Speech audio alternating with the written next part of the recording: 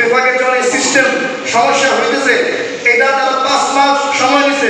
আমরা বিভিন্ন indoor programme করছি। আমাদেরকে আরেকটা আমাদের দাবি ছিল 2টা, ফেসিস্ট দোষরদের আমাদের সর্বোচ্চ শিক্ষা বোর্ড এখান থেকে তাদেরকে অপসারণ করতে হবে। নাম্বার 2, আমাদেরকে শিক্ষা সনদ, সর্বোচ্চ শিক্ষা সনদের নামে যে ছিলার কলা ঝুলিয়ে দেওয়া হয়েছে, যে গোলা গলায় ঝুলিয়ে দেওয়া হয়েছে, এটা অবাস্তব না রেখে এটা কার্যকর করে আমাদেরকে শান্তি দিন, আমাদের শিক্ষার্থী আমাদের ভবিষ্যৎ প্রজন্মকে চলতে দিন।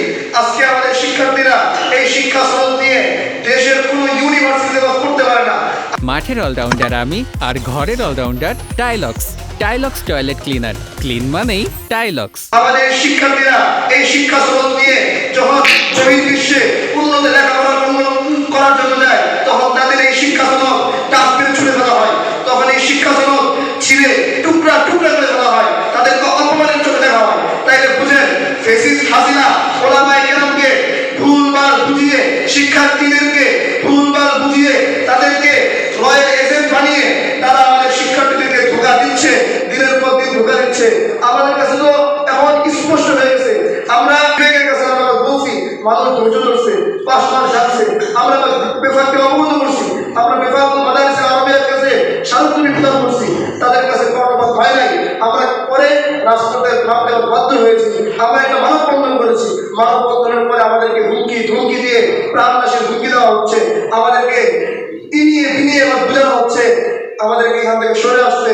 তার মানে কি দুনিয়ার সব জায়গা থেকে ফেসিস্ট চলে যাবে, আর মাদ্রাসা অঙ্গনে কম লেবাসের আমরা হুজুর করে ভিতরে মুনাফিক করবো, আর আবু জাহেল আর আবু লাহাবের মতো ন্যাক্কারজনক কাজ করবো, আর আমরা রয়্যাল এজেন্ট হইয়া আমরা তাবলীগের মতো জায়গায় যারা আল্লাহ বলা মানুষকে আল্লাহকে চিনায়, আমরা যে ওদেরকে সন্ত্রাস ঢুকাইয়া ওদেরকে জবাই করে দেবো। এইভাবে যদি হয় অবস্থা, তাহলে তো সাধারণ মানুষের ক্ষেত্রে ওই মাদ্রাসা ওনারা অদম হয়ে যাবে। যেই সমস্ত ফেসিস্ট এখনো পর্যন্ত, ফেসিস্টের দোষররা, দালালেরা এখনো পর্যন্ত বিভিন্ন প্রতিষ্ঠানে, বিভিন্ন সংস্থায়, বিভিন্ন এইরকম বিভাগের মতো বিভিন্ন বোর্ডে বসে আছে, আপনারা নিজেদের দায়িত্বে নিজেদের কনসার্নগুলো ক্লিয়ার করুন এবং নিজেদের দায়িত্বে পদত্যাগ করুন।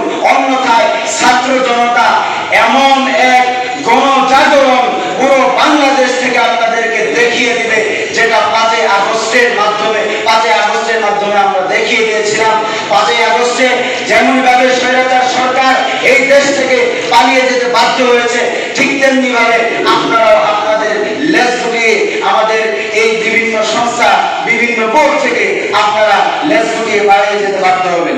যত পাথর আমাদের উপর চেপে বসে ওলামায়ে কেরামদেরকে যেমন নির্যাতন এবং স্ট্রিম রোলার চালিয়েছে, তাদের কাছে আপনারা এগুলোকে হস্তান্তর করে দিন।